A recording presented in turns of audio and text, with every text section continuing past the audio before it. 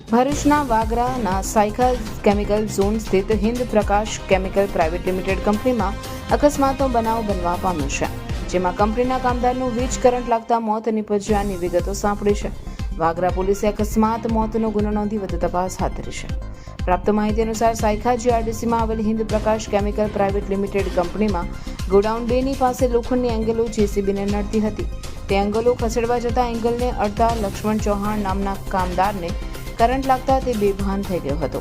તેનું માથું જેસીબીના પાછળના નાના બકેટ સાથે અથડાવાથી વીજ કરંટ લાગ્યો હતો, જેને કારણે કંપનીમાં જ લક્ષ્મણ ચૌહાણનું કરુણ મોત નીપજ્યું હતું. જ્યારે અન્ય એક કામદાર રામ છબીલા રઘુનાથ સિંઘને માથાના ભાગે ઈજાઓ પહોંચતા તેઓને પ્રાથમિક સારવાર આપવામાં આવી હોવાની સત્તાવાર માહિતી સાંપડી છે. આ બાબતે રામ છબીલા સિંઘ રઘુનાથ સિંઘે વાગરા પોલીસને જાણ કરતા પોલીસ ઘટના સ્થળે પહોંચી હતી અને પંચનામું કરી લાશને પીએમ અર્થે વાગરા આરોગ્ય કેન્દ્ર ખાતે ખસેડી વધુ કાર્યવાહી હાથ ધરી હતી.